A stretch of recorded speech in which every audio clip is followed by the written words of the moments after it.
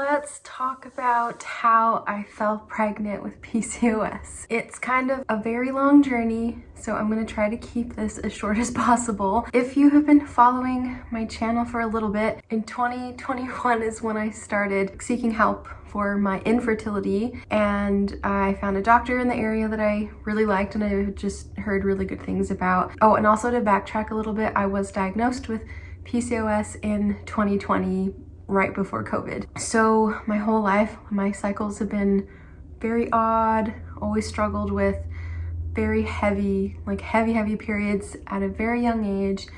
And so to finally have like those answers was very freeing and felt really good to like connect it to something, but at the same time it was very devastating. Ow, I keep having like sharp little pains at the bottom of my abdomen. So fun. I don't know if it's baby related, but ow. Fertility journey started in 2021. My doctor immediately started me on letrozole, and I ended up doing, I feel like, I vlogged the whole, like almost every round I did here on YouTube, but I must have done like 6 rounds. My problem was that during that span of time, I was having a hard time doing those rounds of medicine consistently, and I would do like 2 at the most. So I'd do like 1, a round of letrozole like for only 2 months. And I know that really to see results, you should be consistent about it and probably just hit it hard by doing, like 6 months and then moving on to the next thing if that doesn't work. But I never felt, I don't know if I just didn't feel ready, but I was very conflicted with like continuing the treatments, and I was just very up and down. I was feeling really depressed. It was just a very hard year for me. 2021 was like a rough year. I kept doing it into 2022. Last year in 2023, I just felt like I needed a second opinion. I found out about this other doctor. I was a little bit hesitant, but I'm so glad that I followed up. The only difference was that this doctor is a OBGYN and my other doctor was specifically treating infertility. So one, this was a huge answer to prayer because it was so much more affordable, and to already be seeing like a person who could deliver your baby once they helped you get pregnant, it just seemed like an all-encompassing thing. I was really eager, but also still hesitant, just going through all the treatments before. It's just a lot. So I met with my doctor last year, and immediately he just, ran blood work and did all those things. And he just said that, you've tried letrozole a ton, so let's do clomid. And I did 3 rounds of clomid total.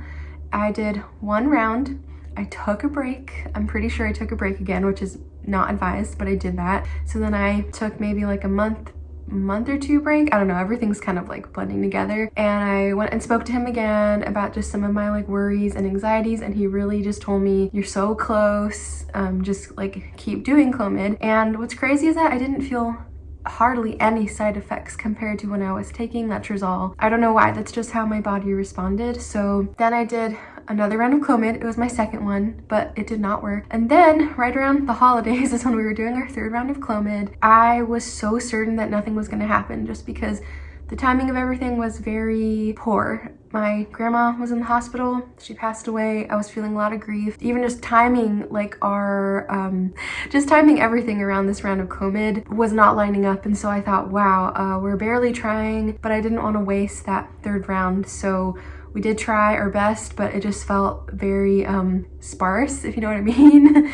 And I just thought, man, I don't know if this is gonna work, but if it does, like, if it's supposed to be, it will happen.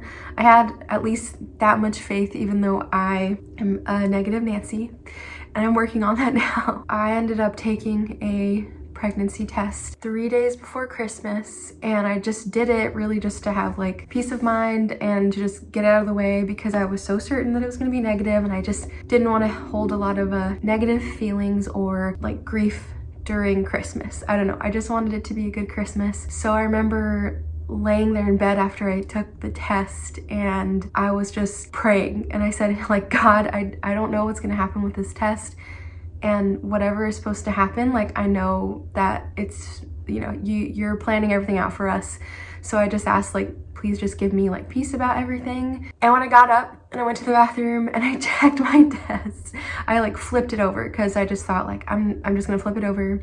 And then 3 minutes later, I checked it. I was shook, okay? I definitely like looked at the 2 lines, and it just took a second, and I fell to my knees and was just like sobbing and like squeaking. I sounded terrible, I'm sure. So that is how I fell pregnant with PCOS, is I found a different doctor, I got a second opinion, and I took clomid for 3 rounds, and here I am, 13 weeks pregnant, praise God. Overall, like, my faith played a very big part in this, because we've been trying actually since 2018, but I just didn't feel ready to pursue serious help until 2021. Honestly, looking back now, I'm very thankful that everything happened like it did, and I have friends who are having babies now. Some are still pregnant. I don't know, everything is just totally working out. I would do it all over again now. Just all of the heartbreak and waiting, it suddenly seems worth it. Yeah, so that's how I fell pregnant, and I did want to answer a question that I had specifically on diet before moving on to anything else. So I was not really doing anything special when we fell pregnant, and I used to try to be vegan and plant-based for a long time, thinking that that would help my cycles and, you know, bring back my ovulation. That was my problem, and I tried being vegan, and that didn't really help anything. It did teach me to eat healthier, which is something I still try to implement to this day, obviously, but I'm not perfect. I now am not vegetarian even. I eat meat, and I also eat dairy, and I just feel like being less restrictive is so incredibly helpful. I've just had a lot of issues around food, and I'm sure that, you know, if you have like PCOS, you're probably more prone to certain things like overeating, and like weight gain is very easy.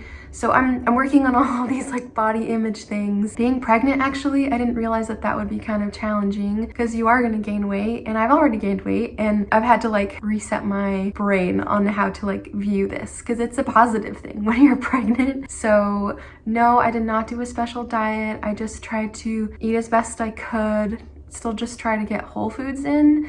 And when we go grocery shopping, I really do try my best to buy organic things, even though they're really pricey. So sometimes we just try to choose more of certain items over others. Like with eggs, I try to get those specific like pasture raised organic eggs, even though they're more pricey. I just like, we eat a lot of eggs, so I just want to make sure those things are good quality. So yeah, I'm sorry, I don't have a special answer for that. I also exercise, but I don't over exercise, obviously. Like, I'm not a tiny person. I really like to go on walks. I like to use my spin bike a lot. I've always really enjoyed spinning, and some weights here and there for sure. I really like lifting occasional weights, but nothing crazy. I hope that that answers any questions. I really cannot say anything else, just because I'm still in shock myself that we're pregnant. I really didn't think this would happen this year specifically, but I just want to make videos like this to keep documenting things, and just to try to give anybody like a shred of hope, because I was so depressed for a long time, and I really started to give up at the end of last year, thinking, I don't know if this will happen for us, and I didn't know when we would try again, because honestly, after that 3rd round, I was about to give up again. I really just had to like surrender my timing, my plans, and what I thought our life would look like, and you gotta give it to God. I just highly suggest that if you're a person of faith, try to release that. Just know that God does have a plan for you. It probably doesn't look like what you thought it would be, but that's a good thing. It is a really great thing, because now every day is so like exciting for me and Darren, and there's just a lot of changes happening. But I still hold a spot for people who are going through it, because I know a lot of women are going through infertility. But now I'm on the other side, and I just want to continue to be that little beacon of hope, okay? I really appreciate you guys. Thank you so much for all the sweet words and encouragement on the first video where I told you guys I was pregnant. I'm gonna keep making videos. I'm really excited about it. I think the next video will be our gender reveal video. I cannot wait to find out the gender. I secretly think that we're having a girl, but I have no idea, obviously. Can't wait to share that with you guys. Yeah, thank you for watching this video. Please don't give up, and cling to the Lord, and I'll see you in the next video. Bye.